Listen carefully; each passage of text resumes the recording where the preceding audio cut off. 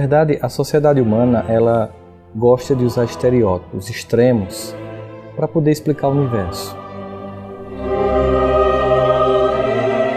O dia e a noite, o bem, o mal, o preto e o branco, como se a vida fosse simplista. Então, baseado nessa simplificação dicotômica do mundo, se criou também uma simplificação dicotômica do que viria depois da experiência física. Ou o céu,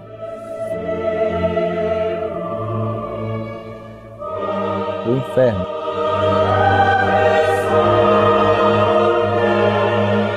Nós não conseguimos conceber um Deus que, em função de algumas décadas de equívoco de uma criatura, possa condená-lo a um inferno eterno.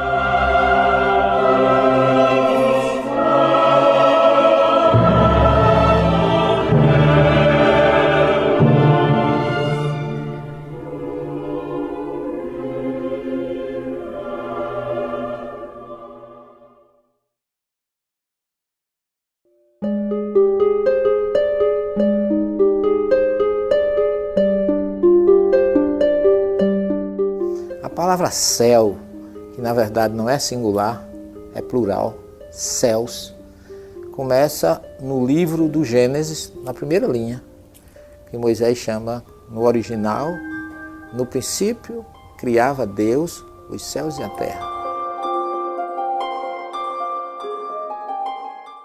Significava o lugar de onde caía a água, porque a palavra céus em hebraico, shamaim, significa cheio d'água. Então você tem terra embaixo e águas, ou a região de onde cai a chuva, em cima. Esse foi o conceito puramente material trazido por Moisés no primeiro capítulo do livro do Gênesis.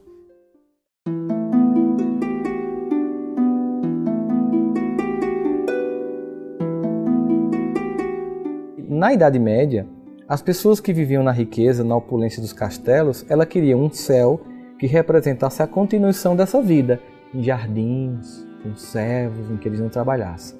E os pobres, que viviam escravizados ou em condições subhumanas, vassalos, eles queriam pelo menos na morte ir para um lugar que parecia o castelo dos reis.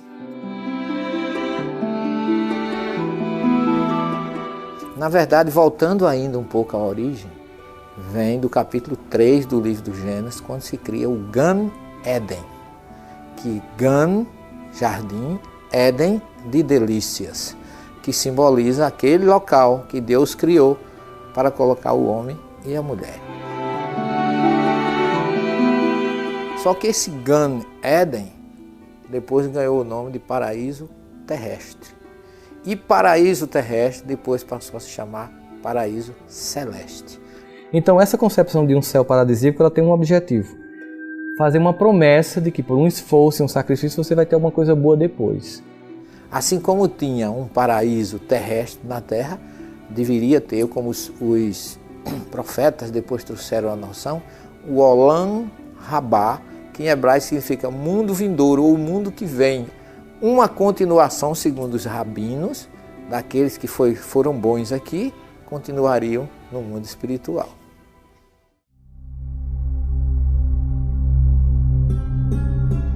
No livro do Gênesis, capítulo 18, aparece lá, narrando que Abraão estava na sua tenda no deserto, quando chegaram 3 anjos.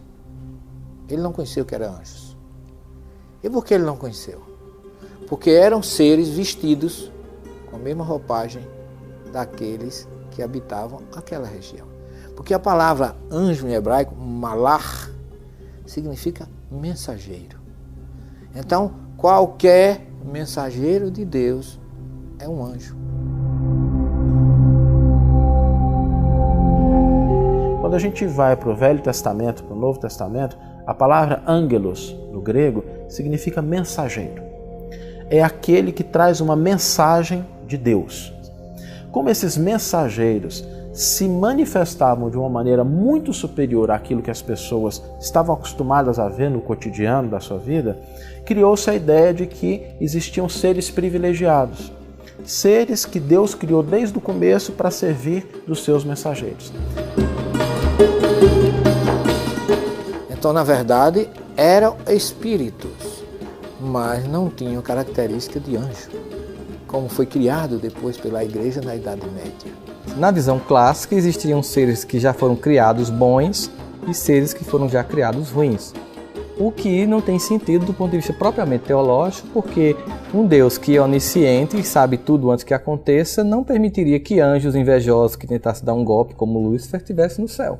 Mas as pessoas precisam criar a ideia do bem e do mal na cabeça delas, sobretudo porque elas querem que o mal esteja lá fora, porque aí não é responsabilidade delas mudar a si mesmas no mal que elas possuem. Então, como esses espíritos eram vistos pelos médios daquela época, e ninguém sabia porque era que eles chegavam e desapareciam tão rapidamente, a partir daí colocou-se asa nos anjos, para simbolizar que eles voavam.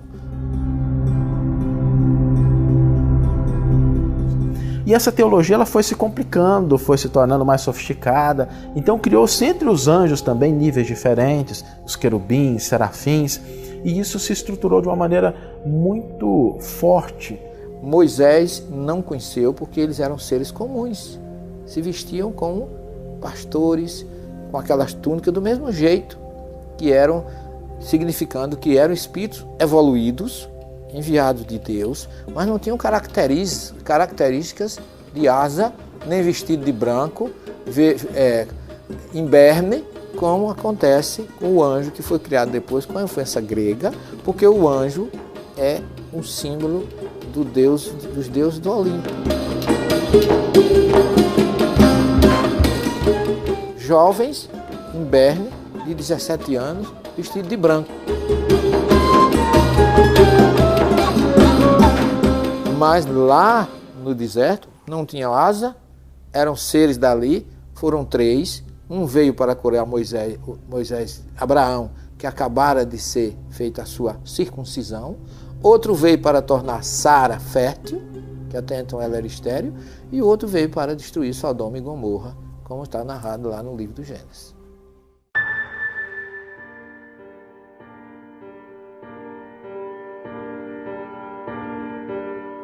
Em uma das sessões da Sociedade de Paris, em que se discutira a questão da perturbação que geralmente ocorre após a morte, um espírito, ao qual ninguém havia feito alusão e que não se pensava evocar, manifestou-se espontaneamente. Está classificado entre os espíritos endurecidos. Que falais da perturbação? Por que essas palavras vãs?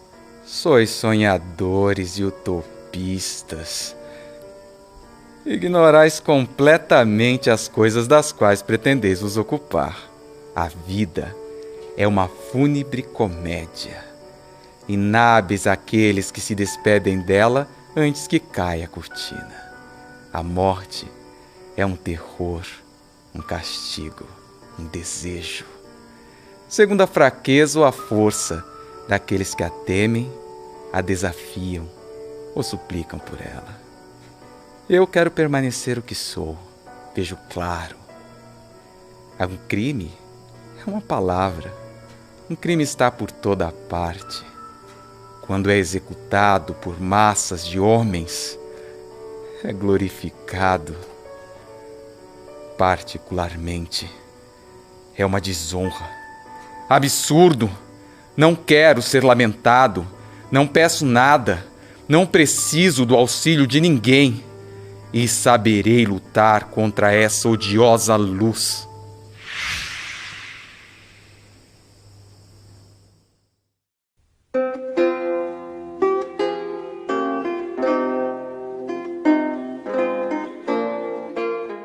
O que influenciou muito a nossa visão de inferno foi uma obra do Dante Alighieri chamada Divina Comédia. Ele cria a imagem de um inferno e essa maneira como ele narrou influenciou de maneira dramática a nossa concepção. Com os elementos, com as cores, com a imagem daquela sociedade, da Itália daquele momento, daquela concepção religiosa, e que não deixa de resgatar alguns elementos da mitologia grega, da mitologia de outros povos e faz uma grande miscelânea e tentando de algum modo dar uma ideia de retribuição. O curioso é que no imaginário popular da civilização ocidental, as pessoas têm dificuldade de imaginar algo diferente do que está naquela obra. E parece que esses aspectos ficaram um pouco que no inconsciente. E quando você pergunta para alguém para que ele descreva essa palavra céu, por exemplo, ele sempre vai recorrer a essas imagens, mesmo sem ter visto qualquer gravura, mesmo sem ter lido a obra, aquilo se transmitiu culturalmente.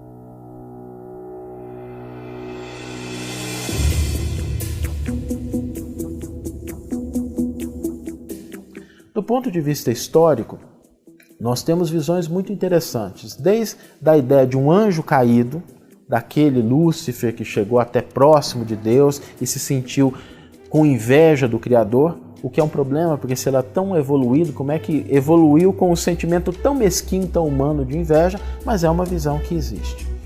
E quando nós pensamos do ponto de vista da Bíblia, nós temos ali uma série de figuras, que nas traduções que nós temos para o português, às vezes são traduzidos com esse termo, diabo, mas que representa no grego, nos manuscritos antigos, daimon, que é um espírito, algo que está além da matéria. Quando, vamos dizer assim, o mensageiro ou espírito era inferior, chamava-se daimon. Doença era um daimon que a pessoa tinha. O lunático, que chamava lunático, era o psicótico que tinha crise no período da lua, com a influência da lua, lunático. E qualquer doença naquela época era chamada de daimon. Só que Sócrates anuncia, eu só faço o que meu daimon me manda. Porque daimon na expressão grega significa bom gênio. A igreja foi que convencionou chamar daimon aquilo que seria ruim e ângelo ou anjo aquilo que seria bom. Tudo vem da Bíblia, da primeira revelação. O judaísmo recebeu assim uma influência muito grande do zoroastrismo persa. Por que recebeu essa influência? Se você for na história, você vai ver que no cativeiro da Babilônia, os hebreus perderam o primeiro templo, os hebreus foram exportados para a Babilônia, sofreram bastante. Vem um homem chamado Ciro, rei dos persas, liberta esse povo, devolve para Jerusalém, reconstrói o segundo templo, devolve seus tesouros roubados. Eles foram tão gratos a Ciro que disseram que ele era o Messias. Só que Ciro era persa. E a religião dos persas é o zoroastrismo. E o zoroastrismo é uma religião dualista. Então tem o Deus do bem e o Deus do mal. Então trouxe o céu em cima, o inferno com uma noção inferior.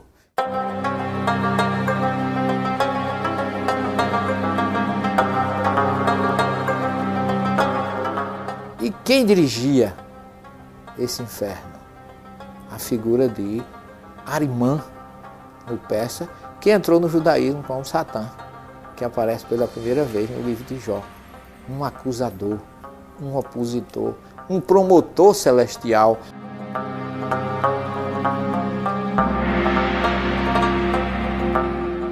A palavra que está por trás de muitas palavras traduzidas como demônio na Bíblia é o adversário, aquele que confronta.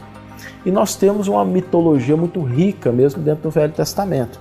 Se a gente pegar, por exemplo, o livro de Jó, é muito interessante, porque o livro de Jó começa assim, está naquele cenário paradisíaco, Deus, e Deus convida muitos anjos para aquele momento. E entre eles entra o adversário. E é interessante porque Deus vira para o diabo e diz assim, você tem andado por onde? Ele diz, tenho andado por aí. Você tem andado pela terra como se Deus não soubesse. Aí eles têm. Você viu meu filho Jó? Eu falei, vi. Ele é alguém que me segue, que me respeita, que mantém fidelidade. E aí o diabo diz assim para ele, mas também com tudo que o Senhor dá, qual seria a forma de fazer, de se comportar se não fosse essa? E aí Deus faz um teste com o diabo. Olha, você pode fazer o que você quiser, você só não pode matá-lo. E nós vamos testar a fé dele.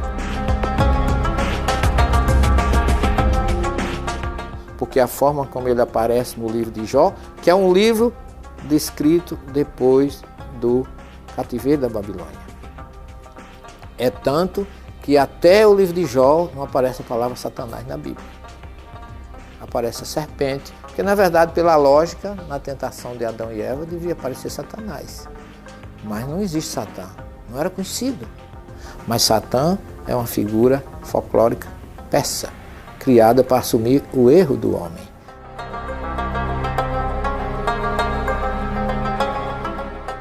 E aí junta-se aquele material ali, aquela visão material que foi descrito por Isaías, profetizando a queda de Nabucodonosor, desse povo que eram os assírios, que ele era considerado, no latim, Lúcifer, no hebraico, Ben Shahar, filho da manhã.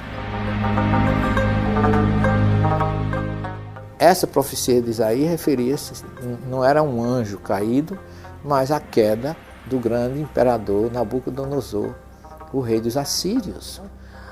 Isaías fala em capítulo 14, da queda desse astro, que ele era considerado um deus, um astro. E aí todo mundo criou aquela ideia de que era um anjo que se rebelou contra Deus e caiu, interpretando a igreja de uma forma material. Mas uma figura que represente o mal, quem dera se fosse tão simples assim. Se fosse tão simples assim, o problema do mal seria facílimo de resolver. Porque bastaria você isolar essa criatura, que é o líder da maldade. Não é bem assim.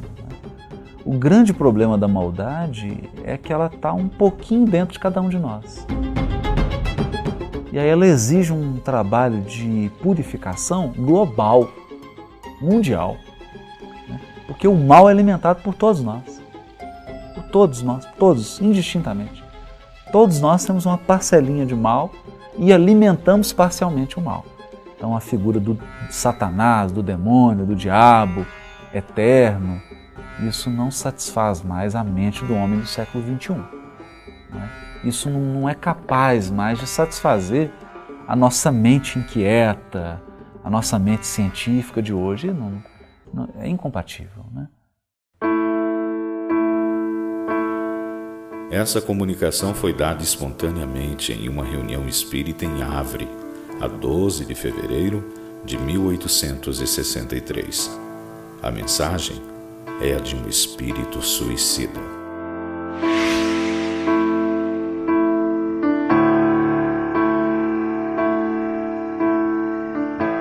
O vácuo, o espaço, despenho-me, caio, morro, acudam-me!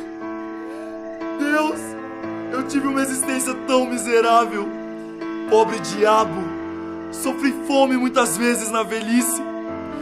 Foi por isso que me habituei a beber, a ter vergonha e desgosto de tudo. Quis morrer e atirei-me. Oh, meu Deus, que momento!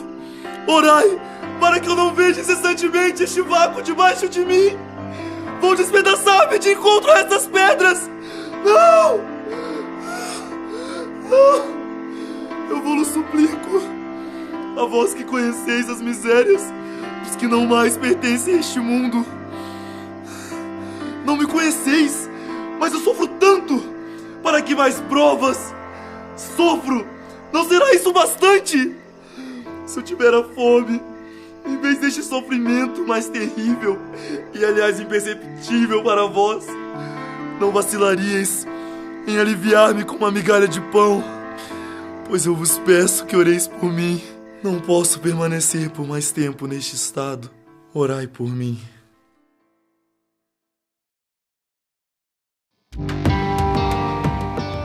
Muito bem, mas muita gente diz assim, mas vocês consultam os mortos.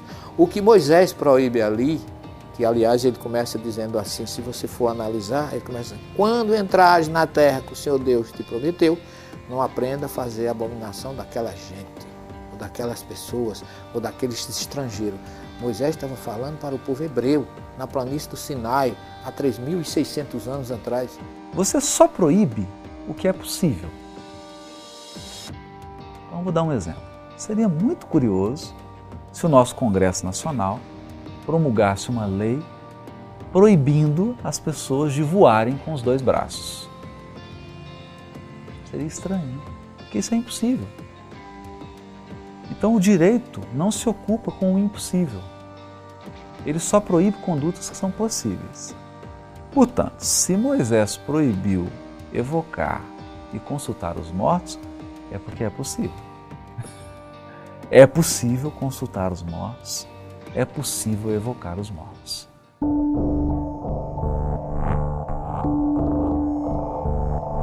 Então, se Moisés proíbe a evocação e a consulta aos mortos, é porque aquilo era um hábito de toda a comunidade do povo hebreu. Aquilo havia se espalhado e a comunidade inteira estava evocando e consultando mortos. Olha que interessante. E aquilo estava se tornando nocivo naquela sociedade, porque eram crianças brincando com fogo. Eram mentalidades muito infantis, espiritualmente falando, fazendo consultas de eu vendo a ovelha, não vendo a ovelha, eu compro isso, não compro, eu caso com fulano, não caso.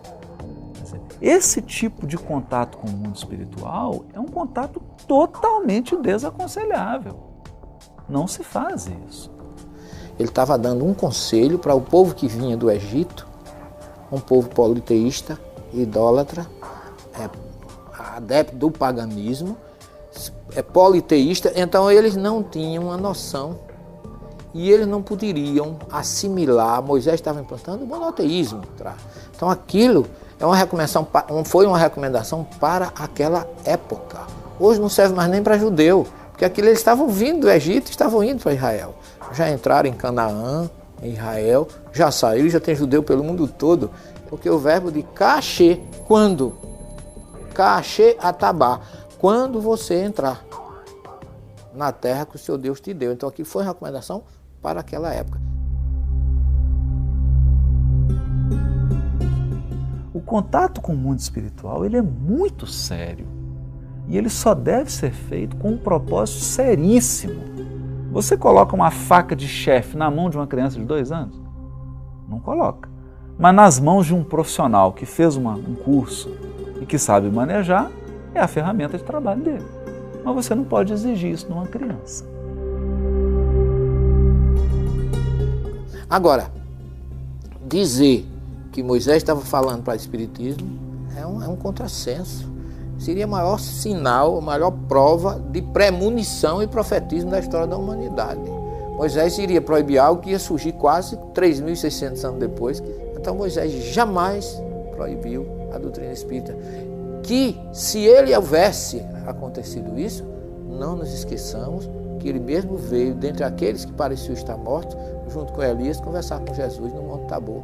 Se ele tivesse, ele não proibiu, mas se ele tivesse proibido, ali ele havia revogado.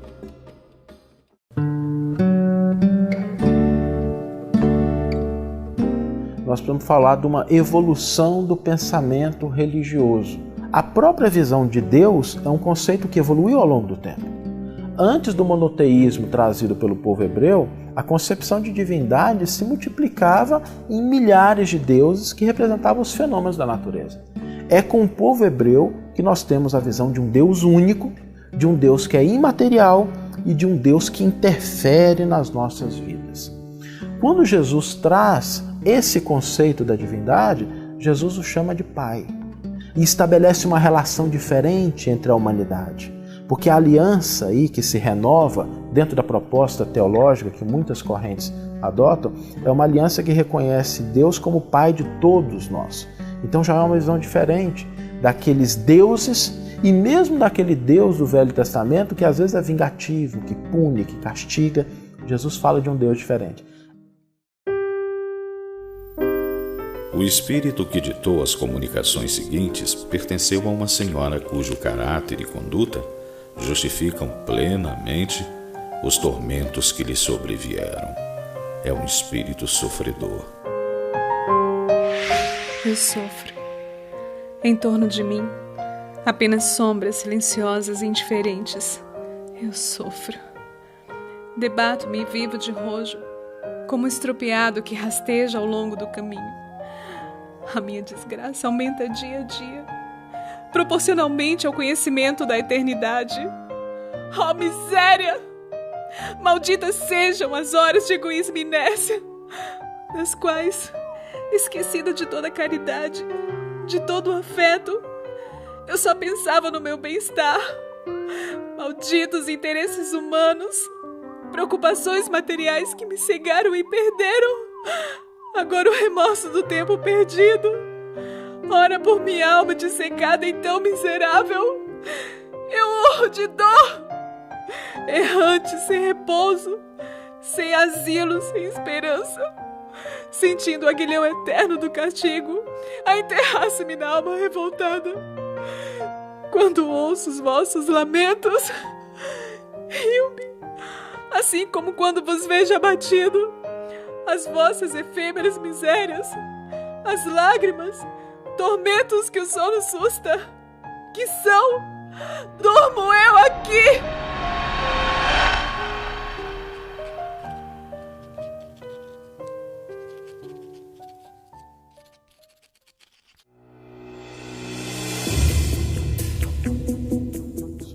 Porque quando Kardec elabora essa obra, ele parte de um ponto de vista primeiro filosófico. A primeira parte da obra é analisar a evolução do pensamento religioso a partir de uma ótica filosófica, que vai tentando equacionar a nossa concepção de um Deus que é justo, mas que também é misericordioso, de um Deus que é bom, com o destino das almas. Então é um raciocínio do ponto de vista filosófico. Agora, a segunda parte da obra é talvez a mais interessante, porque a gente poderia se pensar assim, como é que eu abordo do ponto de vista científico essas questões? E Kardec nesse ponto é inovador, porque ele não faz um raciocínio daqui para lá. A segunda parte do livro Céu e Inferno é o depoimento de espíritos que chegaram no plano espiritual. E Kardec veio trazer na prática, com esse testemunho de cada um daqueles espíritos desencarnados, cada um numa condição específica, cada um com a dor pessoal, que ali muitos de nós encontramos similitude com cada situação daquela. Kardec observa, ele traz o depoimento de aqueles espíritos, homens, mulheres já desencarnados, e a narrativa deles em relação a essa experiência do retorno à pátria espiritual. Ele foi a campo, ouviu vários médiuns e começou a conversar, dialogar com o espírito. Ei, você está aí, como é que você chegou? Como é que foi sua morte?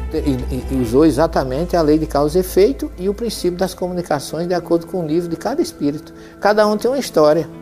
E aí começou um trabalho de entrevista tão estruturada que ele separou os entrevistados por categoria.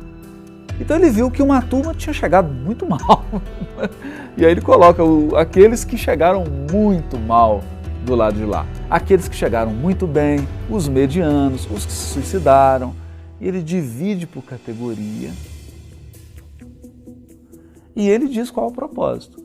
Só fez isso com um propósito: instruir quem está aqui.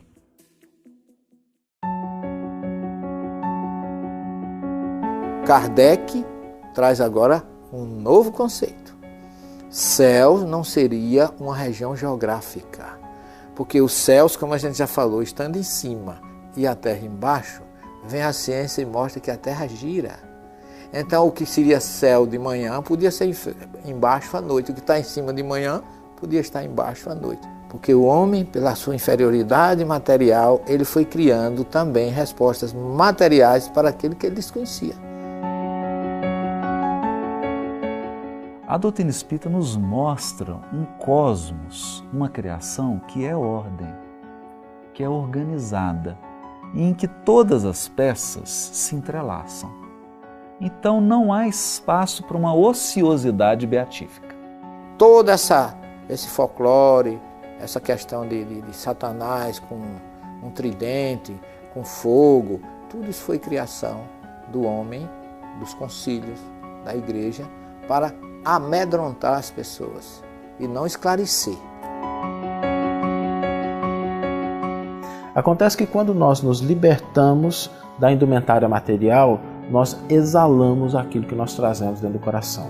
Nós externalizamos isso com uma força muito grande. E é essa força que vai, pela lei de sintonia, nos encaminhar a locais onde nós vamos encontrar outras criaturas que vibram, que pensam, que sentem naquela mesma frequência. Então nós temos, na verdade, um processo que fica muito mais complexo. Regiões espirituais que vão desde ambientes semelhantes à Terra ou muito piores, até ambientes que nem mesmo a nossa imaginação é capaz de conceber. Tamanho o estado de adiantamento, tanto intelectual quanto emocional, dos espíritos que habitam nessas localidades. E essa talvez seja a grande contribuição do paradigma espírita nesse assunto céu e inferno, que é mostrar solidariedade entre as esferas. Então as regiões mais felizes e as menos felizes estão num plano de solidariedade, onde aqueles que já merecem habitar em regiões puras, de plena felicidade, na verdade estão 100% comprometidos com o resgate e com a regeneração daqueles que se encontram nas regiões de maior sofrimento. E ao contrário do que imaginam muitos, as regiões de maior sofrimento, as chamadas, entre aspas, regiões infernais, estão repletas de mães, estão repletas de pais amorosos, de esposas amorosas, que muitas vezes estão ali para resgatar os seus entes queridos. Estão ali aguardando que essas criaturas mudem de atitude mental para que elas possam atuar. Que de certo modo está no Velho Testamento, né? Naquele sonho de Jacó em que ele vê uma escada que vai da terra até as regiões celestiais e os anjos subindo e descendo por essa escada. Né? Então não tem anjo lá em nenhum campo, com asinha, comendo uva e ouvindo harpa. Né? Na verdade, você tem anjos subindo e descendo essa grande escada da evolução. Então a doutrina resgata essa ideia que está lá no Velho Testamento. Né? Joseph Bré, falecido em 1840, evocado em Bordeaux por sua neta em 1862. É um espírito em condição mediana. Sofro as consequências da minha falta de fé, mas a bondade de Deus é grande. Ele leva em conta as circunstâncias. Sofro não como poderias interpretar, mas de desgosto por não haver empregado bem o meu tempo na terra. Eu falhei em muitas dessas circunstâncias e o confesso sem me ruborizar. Ao esquecer-me de Deus, fui levado a outros esquecimentos que, por não estarem sujeitos às leis dos homens, não são menos culpados perante a lei de Deus. Fala, querida filha, repete estas palavras para todos aqueles que têm a consciência pesada. Que eles compensem suas faltas com boas obras, e a misericórdia divina fixará sua atenção sobre tudo. Seus olhos paternais contarão as expiações, e sua mão poderosa apagará as faltas.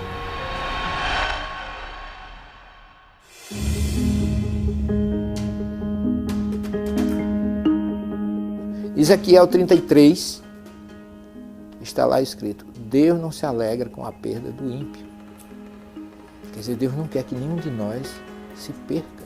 Jesus vem e diz assim: não se perderá nenhuma das ovelhas que o Pai me confiou. São relatos que não representam uma condenação e sofrimento eterno, porque um Pai que, como diz Jesus, jamais abandonará uma única ovelha do seu rebanho, será perdida, não vai deixar que ninguém sofra eternamente. Ele conta a parábola das 100 ovelhas, que uma desgarrada faz com que o pastor largue 99 e vá buscar aquela que está desgarrada. Se nós seres humanos somos capazes de perceber que um aluno que foi reprovado tem a chance de voltar para o colégio e tentar novamente, imagina Deus, que é pura misericórdia e amor.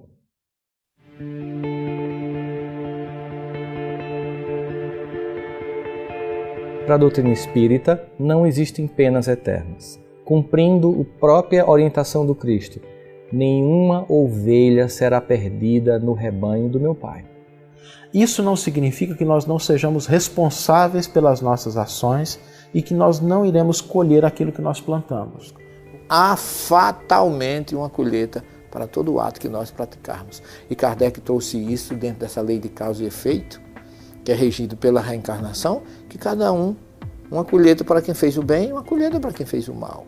Essa lei de causa e efeito é o que reajusta o delito com a pena. Se o delito não é eterno, a pena também não é eterna. O umbral, como bem coloca Kardec em O Céu e o Inferno, é aquilo que é bem mais racional, que foi criado como purgatório. É um estado intermediário, tá certo? Que vem exatamente dizer que mesmo no sofrimento, na angústia, na tristeza, há uma oportunidade de recomeço. Nós poderíamos considerar a Terra um grande purgatório, um local onde a gente vem expiar ou saldar os nossos débitos, para depois livres, reconciliados, porque Jesus fala disso em Mateus 5, 25. Apressa-te em pagar, ele usa o verbo pagar, o que deves ao teu irmão enquanto estás a caminho com ele. Porque senão ele te entregará ao juiz, o juiz oficial de justiça, e serás colocado na prisão da carne. Daí não subirás, todo mundo coloca sairás, mas o verbo que ele usa é o verbo subir. Por quê? Porque quem deve ao semelhante está numa condição inferior. Se a gente não tiver esse cuidado, a gente está só mudando de nome. E na verdade não é isso. O umbral ele funciona como um filtro. O que ele está fazendo é sugar do íntimo da criatura estados mórbidos, estados psicológicos e emocionais mórbidos, até que aquela criatura sature daquele sentimento. Então, enquanto a criatura não se saturar da maldade, ele não vai conseguir ir para um outro ambiente. Mas quando ele se saturar, imediatamente ele já é conduzido para um outro ambiente. É um filtro mesmo, ele vai sugando aos pouquinhos as imperfeições das criaturas que lá estão temporariamente, porque é sempre temporariamente. Então nós não temos uma visão de céu e inferno que a gente possa dizer que ela é ahistórica, que ela não depende de tempo. Ela depende de cultura, ela depende de uma evolução do pensamento.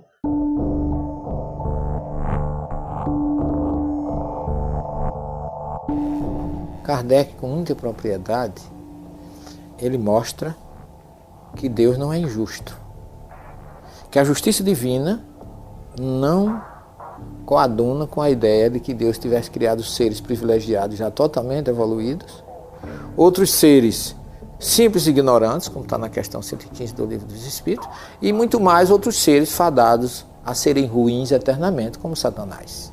Porque a gente pensaria assim, poxa, por que Deus escolheu uma pessoa para ter tanta dificuldade e privilegiou uma outra criatura? O que nós acreditamos é que existem espíritos ou anjos muito evoluídos? Sim, mas eles não foram concebidos dessa forma. Foi através do processo de evolução, da lei de reencarnação, do esforço próprio, do autoburilamento, do crescimento do ponto de vista intelectual, de conhecimento, mas também do ponto de vista do amor, do sentimento, que esses espíritos foram galgando os degraus da evolução até atingir ao ponto de realmente servirem de mensageiros de Deus para aqueles que ainda estão na retaguarda do processo evolutivo. O que nos dá uma visão muito consoladora, porque todos nós poderemos ser anjos um dia. A senhorita Emma Livre morreu na flor da idade, após cruéis sofrimentos em consequência de um acidente causado por fogo. Alguém se propusera solicitar a sua evocação na Sociedade Espírita de Paris, quando ela se apresentou espontaneamente a 31 de julho de 1863, pouco tempo depois de haver morrido. Nós a classificamos como um espírito feliz. Eis-me aqui ainda no cenário do mundo. Eu que me julgava sepultada para sempre no meu véu de inocência e juventude. A chama que me consumia o corpo débil também me despojou das suas cadeias, e assim morri vivendo já a verdadeira vida. Não experimentei a perturbação. Entrei serena e recolhida no dia radiante que envolve Aqueles que, depois de muito terem sofrido, souberam esperar um pouco. Eu não tinha sido tocada pelo demônio do orgulho que estimula as almas desditosas, arrastadas pelos sucessos embriagadores e brilhantes da juventude. Bendigo, pois, o fogo, o sofrimento, a prova, que não passavam de expiação. Semelhante a esses brancos e leves fios do outono, flutuo na torrente luminosa, e não são mais as estrelas de diamante que me rebrilham na fronte, mas as áureas estrelas do bom Deus.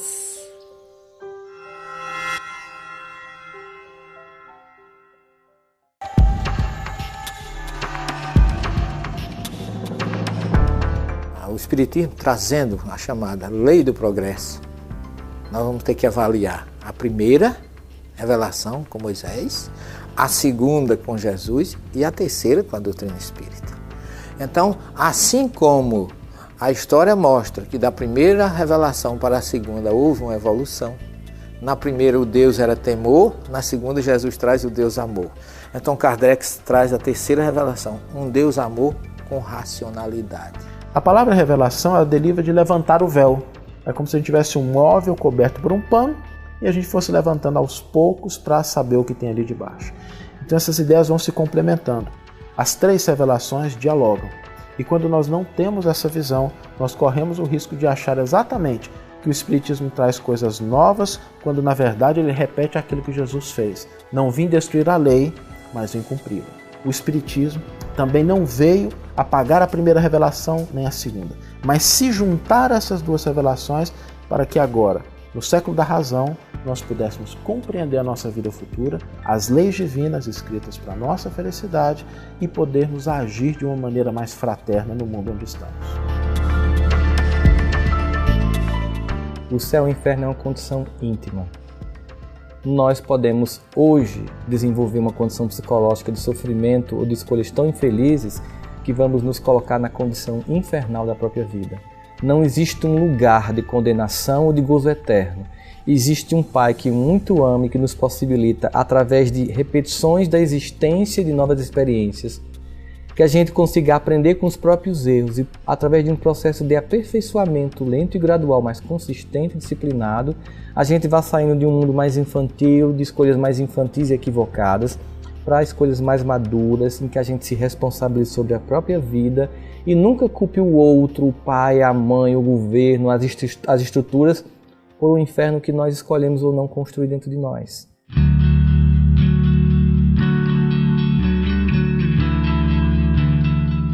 Então o inferno não é um local para o qual as pessoas vão, mas é um local para o qual elas se sintonizam em determinado momento. Na visão espírita, o inferno é um grande espelho. É um grande espelho que retrata aquilo que já está dentro da criatura. E ela só fica lá enquanto alimentar aquele estado íntimo. Porque a partir do momento que ela se dispuser a mudar o cenário íntimo, ela é transferida para outros cenários exteriores. A fonte está no coração. E o que às vezes acontece é a pessoa ter dificuldade de se enxergar. É a dificuldade da autoconfrontação. Ela se enxergar com a lente cor-de-rosa ou ela fingir que não está vendo a própria sombra interior. Então, para que a gente não precise de uma circunstância externa que mostre a nossa real situação interior, é bom começar um processo de autoconhecimento. Começar a se conhecer e começar a mudar o rumo da existência. Entrar num trabalho da reforma interior, para que a gente não seja surpreendido com nós mesmos. Para onde a gente vai depois da morte é simplesmente um reflexo do que eu já vivo por dentro. Então ninguém vai para o inferno. Na verdade, a pessoa passa a ver o inferno em que ela já vive. Como ninguém vai para o céu. A pessoa passa a enxergar o céu que ela já traz no coração. Sanson, antigo membro da Sociedade Espírita de Paris, faleceu a 21 de abril de 1862, depois de um ano de cruéis sofrimentos.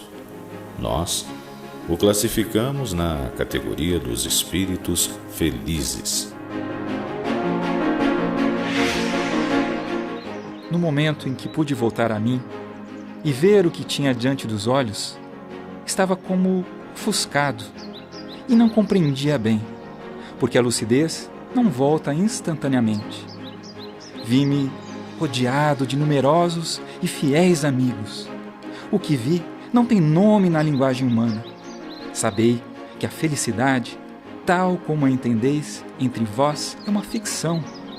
Viveis sabiamente, santamente, no espírito de caridade e de amor, e estareis preparados para impressões que os vossos maiores poetas não saberiam descrever. Eu vos repito, coragem e boa vontade. Atribuí valor apenas mediano aos bens da terra, e sereis recompensados.